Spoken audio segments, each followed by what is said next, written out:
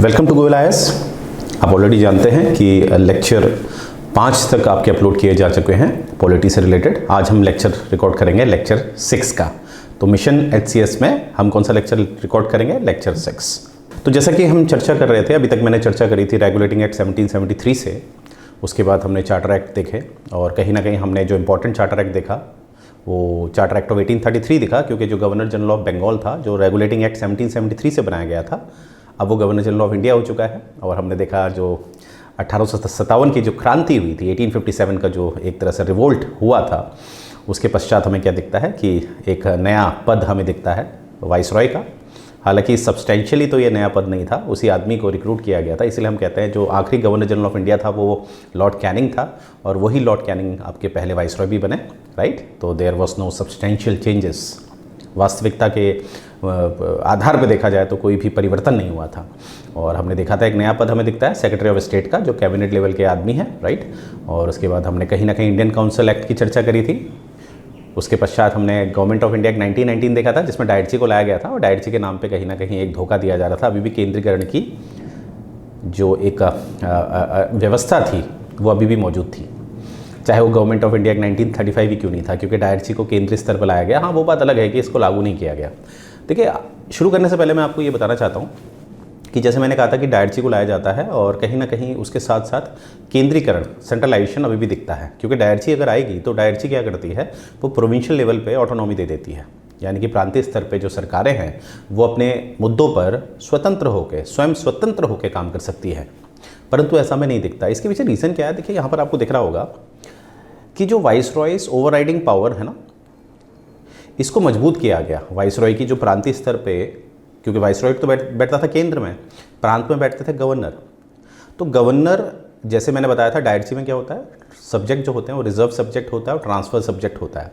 तो transfer subject को देखा जाए तो उसमें क्या होगा कि जो प्रांतों के गवर्नर हैं वो प्रांतों की जो विधायिका परिषद है, लेजिस्लेटिव काउंसिल है, उसके अनुसार काम करेंगे, बिल्कुल काम करेंगे। परंतु अंत में जो साइन होंगे वाइसरॉय के होंगे। तो मैंने आपको बताया थी ये बात कि ओवरराइडिंग पावर थी, और ओवरराइडिंग वाइसरॉय की भी ओवरराइडिंग पावर को ओवरराइड कैसे किया, इसको और ज़्यादा केंद्रीकरण कैसे बनाया गया कि जो वाइसरॉय के पास वीटो पावर थी, ये वीटो पावर आपको दिख रही होगी, वीटो पावर जो थी, सेम एक बिल सेंट्रल लेजिस्लेटिव काउंसिल में लाया गया। सेंट्रल लेजिस्लेटिव यानी कि केंद्र स्तर का है, वहाँ पर ये वीटो की पावर क्राउन को भी दे दिए। यानी कि जो वाइसरॉय वीटो पावर इशू करेंगे, वीटो इशू करेंगे वाइसरॉय, ये सब्जेक्ट टू क्राउन भी होगा।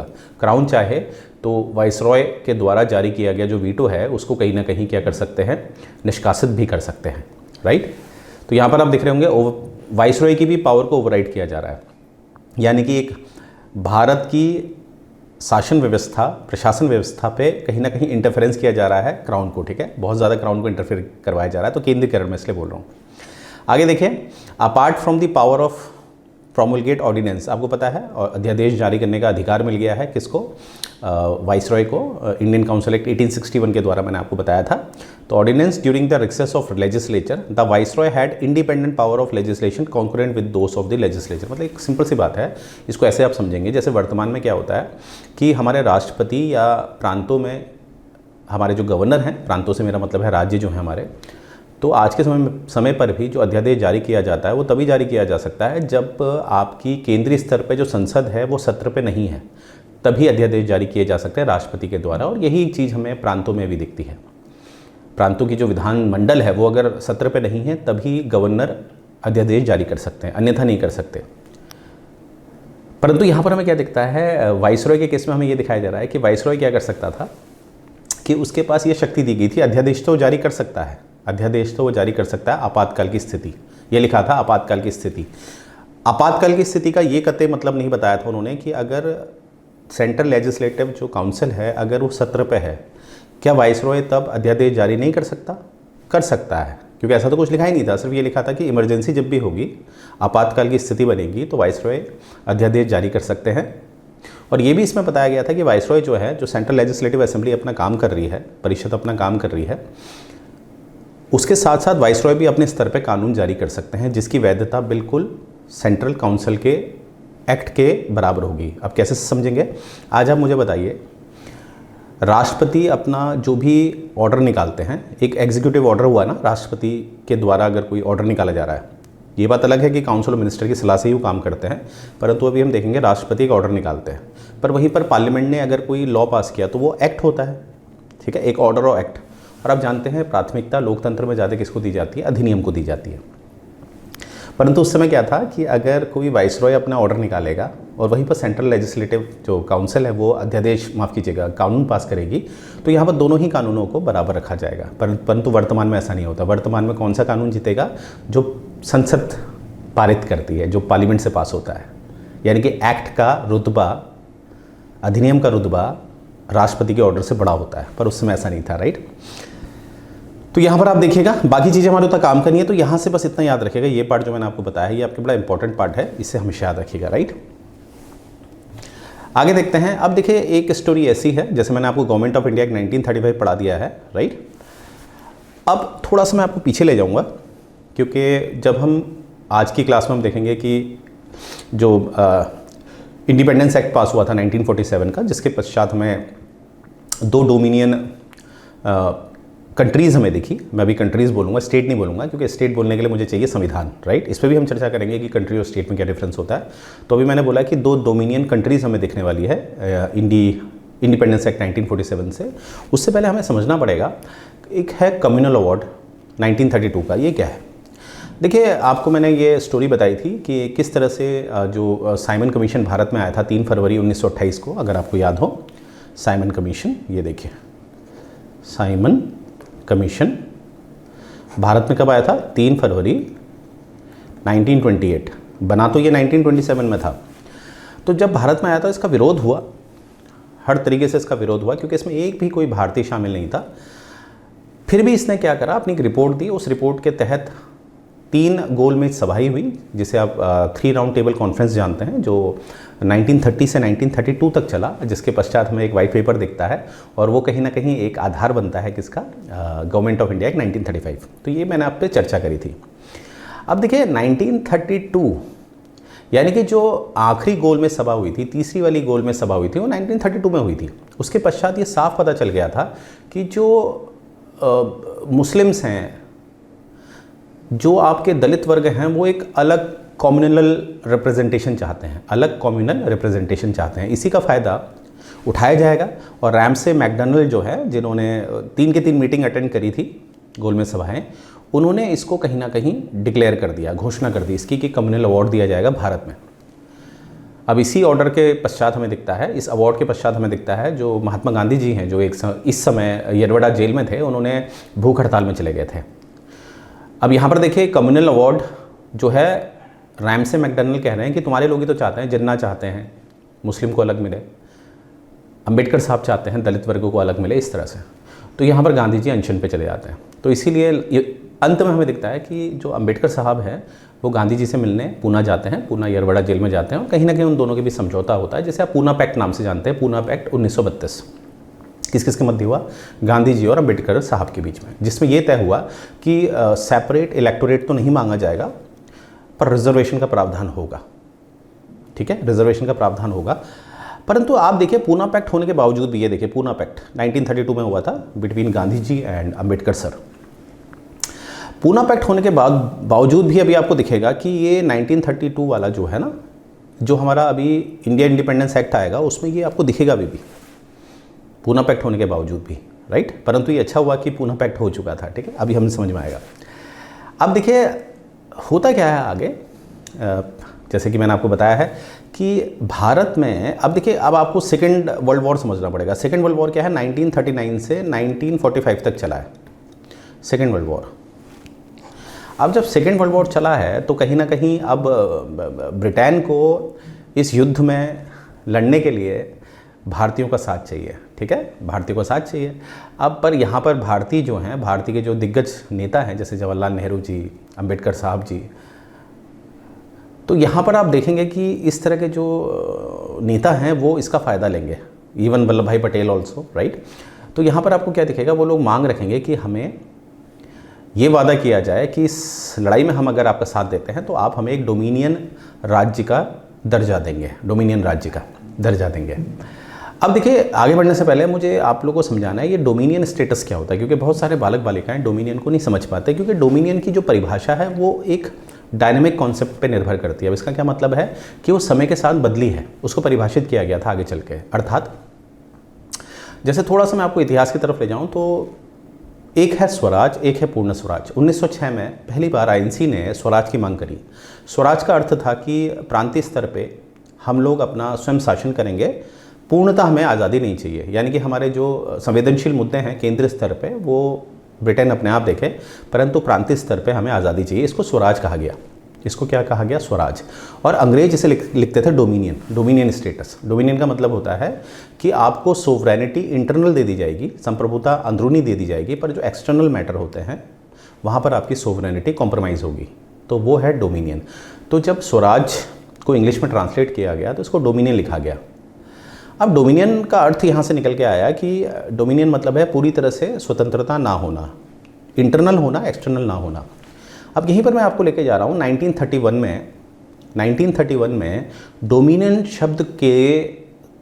शब्द को समझाने के लिए एक कानून पास किया गया जिसे हम कहते हैं वेस्टमिंस्टर स्टैट्यूट। मैं लिख देता हूँ, एक सेकेंड। देखो, इसको जितना हम समझेंगे उतना हमें ये चीज़ें क्लियर हो जाती हैं, राइट। देखिए, मैंने क्या बोला आपको? मैंने आपको बोला कि 1931 में एक स्टैट्यूट पास हुआ जिसे कहते हैं स्टैट्यूट ऑफ वेस्टमिंस्टर। वेस्टमिंस्टर जगह है, आप जानते हैं, संसद भी यही है यूके की। तो स्टैट्यूट ऑफ वेस्टमिंस्टर जारी किया गया। इसके तहत ये परिभाषित किया गया कि डोमिनियन का मतलब क्या होगा। डोमिनियन का मतलब होगा चाहे वो अंदरूनी मुद्दे हों, चाहे वो बाहरी मुद्दे हों, अंदरूनी इंटरनल, बाहरी एक्सटर्नल, चाहे वो इंटरनल मैटर हो, एक्सटर्नल मैटर हो, तो उनमें क्या मिलेगी? पूरी तरह से आज़ादी मिलेगी। पर डोमिनियन में का ये मतलब होता था कि नॉमिनल हेड जो है वो किंग या क्वीन यानी कि क्राउन नॉमिनल हेड होगा। तो असल में देखा जाए तो वास्तविकता में सोवरेनिटी ही आपकी डोमिनियन बन गई है। डोमिनियन की व्याख्या क्या की गई? इंटरप्रिटेशन क्या मिला हमें 1931 के स्टैट्यूट ऑफ वेस्टमिंस्टर से, कि भैया ऐसा है कि डोमिनियन मतलब इंटरनल भी आज़ादी पूरी तरह से और एक्सटर्नल भी, राइट। इसीलिए याद रखिएगा, जब मैं आपको इंडिया इंडिपेंडेंस एक्ट पढ़ाऊंगा 1947, तो भारत को और पाकिस्तान को डोमिनियन का दर्जा दिया गया। और डोमिनियन अब पूरी तरह से परिभाषित था, कानून था कि पूरी तरह से आज़ादी, इंटरनल और एक्सटर्नल। बस नॉमिनल हेड कौन होगा? क्राउन, ठीक है। वो भी इसलिए क्योंकि अभी हमारा संविधान बना नहीं है, और जैसे संविधान बनेगा, अगर हम रिपब्लिक रख लेते हैं तो रिपब्लिक में तो हमारा इलेक्टेड हेड होगा, राइट। तो मुझे उम्मीद है ये बात आप समझ पाए होंगे किस तरह से डोमिनियन शब्द का एक समय के साथ अर्थ बदला है। इसलिए पहले डोमिनियन का मतलब होता था पूरी तरह से आज़ादी नहीं, परंतु आगे चलकर डोमिनियन का मतलब हो गया था पूरी तरह से आज़ादी। इसीलिए हमने डोमिनियन स्टेटस एक्सेप्ट किया इंडिपेंडेंस एक्ट 1947 से। चलिए, अब देखिए, ये मैंने आपको समझाया। अब हम आएंगे क्रिप्स मिशन। मैंने बताया था सेकेंड वर्ल्ड वॉर चल रहा है 1939 से 1945, अब भारतीयों की ज़रूरत है। तो यहाँ पर ये वादा किया गया, क्योंकि 1931 में तो डिफाइन हो गया ना, तो यहाँ पर ये तय किया गया कि भारत को एक डोमिनियन स्टेटस दिया जाएगा, पर आफ्टर वॉर। अब देखिए, पता चला वॉर के बाद नहीं दिया, तो ये भी कोई लिखित नहीं है ना, बस ये बोला गया डोमिनियन स्टेटस दिया जाएगा आफ्टर वॉर। तो इसलिए ऑब्वियसली आईएनसी खुश नहीं होगा। और इसमें जो क्रिप्स मिशन में जो प्लान बताया गया था, उसमें कहीं पर भी पाकिस्तान की कोई बात उस तरह की नहीं की गई थी कि पाकिस्तान को बनाया जाएगा अलग से, पाकिस्तान के लिए संविधान सभा का निर्माण किया जाएगा, ठीक है। पूरी तरह से क्लियर कट बात नहीं थी। तो इसीलिए आईएनसी भी नाराज़ थी, राइट। आईएनसी भी नाराज़ थी कहीं ना कहीं। और क्रिप्स मिशन में बहुत सारे ऐसे पहलू थे जो कहीं ना कहीं सही नहीं थे। जैसे अगर संविधान सभा की इन्होंने मांग करी थी, जो संविधान सभा की मांग भारतीयों की तरफ से उठ रही थी, चाहे मुस्लिम लीग थे, चाहे वो आईएनसी वाले थे। अब संविधान सभा को भी इन्होंने क्या बनाया कि सोवरन बॉडी नहीं दिया। संविधान सभा को इन्होंने काफ़ी कुछ ऐसा बनाया था कि जो सोवरन नहीं होगा। तो अंततः मैं ये कहना चाहता हूँ कि कहीं ना कहीं जो आपका क्रिप्स मिशन था, जो भारत में 22 मार्च 1942 को भारत में आया था, याद रखिएगा 22 मार्च 1942 को भारत में आया था, वो सेटिस्फाई आईएनसी को कर पाया, ना वो सेटिस्फाई मुस्लिम लीग को कर पाया। तो इसीलिए हम कहते हैं कि क्रिप्स मिशन पूरी तरह से फेल हुआ। और इतना अंग्रेज़ों के पास भी समय नहीं था कि वो इस चीज़ को बार बार नए चीज़ों में डिप्लोमेसी के थ्रू इसको सॉल्व करें, क्योंकि युद्ध चल रहा है। चलिए, अब मुझे उम्मीद है ये समझ में आ गया होगा कि जो क्रिप्स मिशन है वो फेल था। अब हमें दिखता है कि 4 सालों के बाद एक और मिशन आता है, कैबिनेट मिशन 1946 में आता है। अब इसमें देखिए, इसमें 3 लोग हैं। एक हैं आपके पैथिक लॉरेंस, जिन्होंने हेड किया था, पैथिक लॉरेंस ने। एक हैं एवी अलेक्जेंडर, जिनको कानून का बहुत ज्ञान था। और एक वही हैं आपके जो क्रिप्स मिशन के थ्रू आए थे, स्टैफोर्ड क्रिप्स। तो 3 नाम याद रखने हैं आपने, पैथिक लॉरेंस, एवी अलेक्जेंडर और स्टैफोर्ड क्रिप्स। अब देखिए यहाँ पर ये मिशन सबसे पहले हमने देखा है 1946 में आया है भारत में। तो ये 1942 क्रिप्स मिशन और 1946 कैबिनेट मिशन में 4 साल का गैप क्यों आया? देखिए इसलिए आया, पहले तो मैंने बताया था कि जैसे क्रिप्स मिशन फेल होता है तो भारत में क्विट इंडिया मूवमेंट लॉन्च हो जाता है। क्विट इंडिया मूवमेंट जो लॉन्च होता है वो होता है 8 अगस्त 1942। और कहीं ना कहीं ये जो ख़त्म होने की तो एग्जैक्ट डेट नहीं होती, फिर भी हम कहते हैं जब गांधी जी को रिलीज़ किया गया, यानी कि फरवरी 1944 को गांधी जी को जो जेल से छोड़ा गया, तब जाकर ये आंदोलन शांत हुआ। और जब गांधी जी बाहर आए तो उन्होंने खुद ही इस आंदोलन को फिर शांत करवा दिया था, क्योंकि इतना लंबा आंदोलन गरीब देश के लिए ठीक नहीं है, लोगों के लिए ठीक नहीं है। तो देखिए 1942 से 1944 तक जब ये क्विट इंडिया मूवमेंट चला था और गांधी जी ने पहली बार इसमें करो या मरो का जो नारा दिया था, तो कहीं ना कहीं काफ़ी हिंसात्मक होने लगा था, बहुत लोग मर रहे थे। अब यहाँ पर इसीलिए आपातकाल की स्थिति लगा दी गई थी। और आपातकाल में आपको पता है कि कहीं ना कहीं, अब देखें यहाँ पर जो ब्रिटिश गवर्नमेंट है वो बिजी है। आपातकाल में वो कहीं ना कहीं एक तानाशाही की तरफ लड़ रही है, क्योंकि आपातकाल में क्या होता है, बहुत सारे अधिकारों को ख़त्म कर दिया जाता है। तो इसलिए अंग्रेज़ों को तो यही चाहिए था, इसलिए उनके लिए सरदर्दी नहीं थी, बहुत लोगों की गिरफ्तारी करी। और दूसरा ये था कि वो युद्ध में बिजी हैं अंग्रेज, ठीक है, ब्रिटिशर्स कहाँ बिजी हैं, युद्ध में। इसीलिए इसमें देख रहे होंगे ये कारण थे कुछ जिसमें इतना लंबा गैप आया, क्योंकि इसी बीच में हमें क्या दिख रहा है, 1942 के बाद 1946 तक मुस्लिम लीग ने भी अपनी पाकिस्तान की मांग को काफ़ी तीव्र कर दिया था, बहुत ज़्यादा, राइट। तो इसीलिए क्या था कि इसलिए इसमें ये 4 साल का अंतराल आ गया। अब देखिए और क्या हुआ, अब ये 1946 में क्यों बन पाया? इसलिए बन पाया क्योंकि युद्ध तो 1945 में ख़त्म हो गया था ना, युद्ध तो 1945 में ख़त्म हो गया था। तो फिर वो कैबिनेट मिशन नहीं भेजते, पर इसलिए भेजा क्योंकि अब इंग्लैंड की स्थिति चेंज हो चुकी है, उसमें राजनीतिक स्तर चेंज हो चुका है। क्योंकि 1945 में वहाँ पर इंग्लैंड में लेबर गवर्नमेंट आ गई है, लेबर गवर्नमेंट जो लिबरल थी, लिबरल गवर्नमेंट भी कह सकते हैं, लेबर गवर्नमेंट, कंजर्वेटिव हट गया है, तो लेबर गवर्नमेंट आ गई है। तो यहाँ के प्रधानमंत्री बनेंगे क्लेमेंट एटली। और ये जो लेबर गवर्नमेंट है, इनकी आइडियोलॉजी है, ये एंटी एम्परलिज्म है, साम्राज्यवाद के विरुद्ध इनका नीति होता है, ये भारत के प्रति संवेदनशीलता रखते थे। तो इसीलिए अब ये कुछ ऐसा आयोग गठित करेंगे जो कहीं ना कहीं भारतीयों के फेवर में होगा, भारतीयों की जो मांग है उसके फेवर में होगा, चाहे वो मांग आईएनसी की है या मुस्लिम लीग की है, राइट। तो मुझे उम्मीद है ये चीज़ समझ पाए होंगे। तो ये कुछ पहलू थे जिसमें हमें दिख रहा है कि 4 साल का अंतराल आया, ठीक है। अब ये 4 साल का अंतराल यानी कि 1946 में भारत में पहुंचते हैं, ठीक है। और कहीं ना कहीं दिखता है ये सक्सेसफुल होता है, ठीक है, ये सक्सेसफुल होता है। जिसके पश्चात हमें दिखता है कि संविधान सभा की बैठक होती है।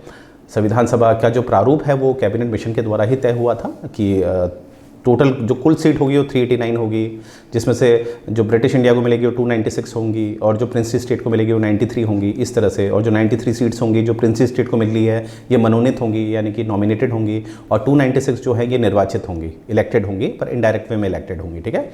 इसलिए हम कहते हैं संविधान सभा कैसा था, एक नॉमिनेटेड प्लस एक इलेक्टेड बॉडी था। वो हम आगे पढ़ने वाले हैं, डोंट वरी। तो यहाँ तक आपने देखा होगा कि कैबिनेट मिशन आ चुका है। अब यहाँ पर देखिए एक माउंटबेटन प्लान, अब मैं यहीं पर आ रहा हूँ कि क्लेमेंट एटली जो हैं, जो लेबर पार्टी के हैं, वो आ चुके हैं और एक घोषणा करेंगे 20 फरवरी 1947 को एक घोषणा की जाएगी।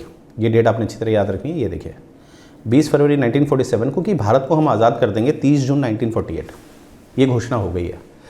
अब ये घोषणा होने के पश्चात हमें दिखता है कि भारत में खासकर पंजाब और आपका बंगाल, ठीक है, पंजाब और बंगाल, और आपने इमेजिन करना है कि उस समय ना ही कोई पाकिस्तान था ना ही कोई बांग्लादेश था, पंजाब या बंगाल था।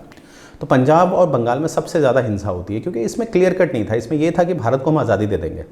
तो इसमें तो ये बात तो थी नहीं कि भैया मुस्लिम लीग ने जो मांग कर रहा था पाकिस्तान की मांग हो, औपचारिक मांग को नहीं रखा गया था, सीधे ये कहा गया था भारत को आज़ादी दे देंगे।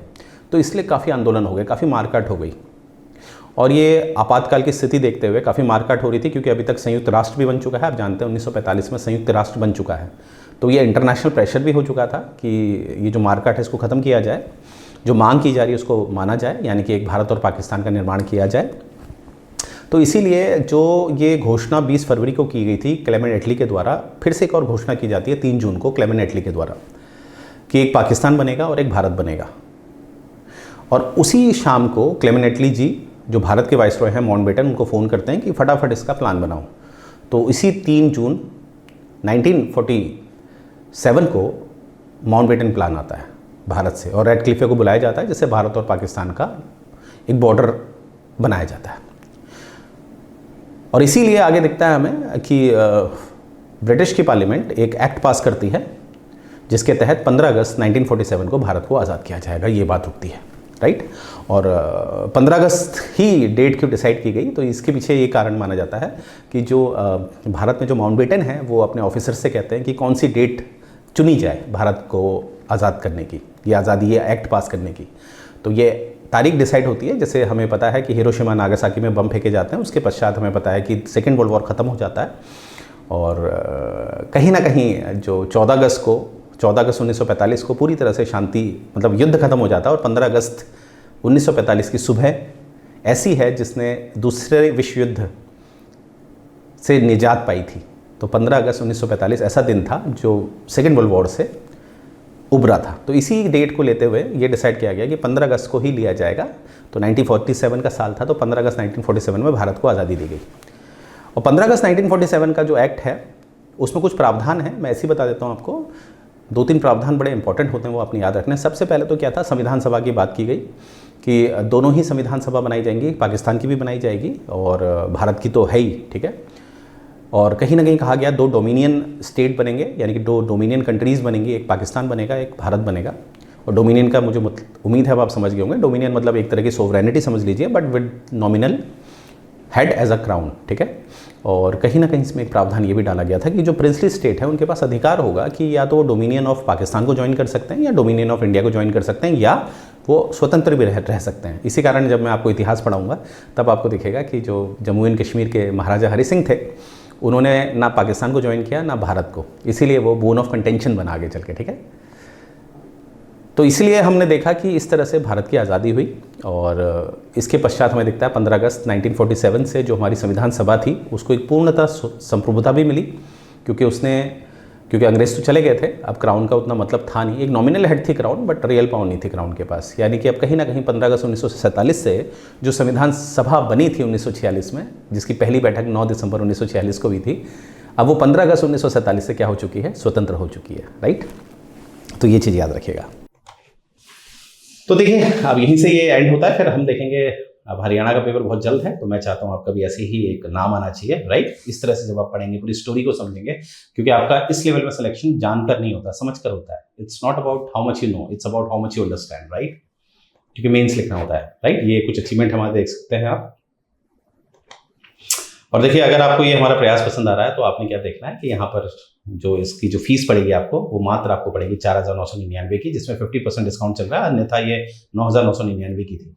प्रीमियम लेक्चर्स इसमें मिलेंगे आपको, टेस्ट सीरीज मिलेगा आपको, स्टडी मटेरियल मिलेगा, यानी कि सब कुछ हमारी तरफ से आपको दिया जाएगा। बस आपने सुनना है और तैयारी करनी है और रिविजन करना है। और जिनकी तैयारी हो चुकी है वो सिर्फ टेस्ट सीरीज लेना चाहते हैं, तो टेस्ट सीरीज मात्र आपको 1,499 की मिलेगी। इसमें भी 50% डिस्काउंट है, तो मात्र आपको 1,499 की मिलेगी, राइट। तो मुझे उम्मीद है ये डेटा आपको पसंद आया होगा, राइट। तो यहीं से मैं सेशन एंड करने जा रहा हूँ।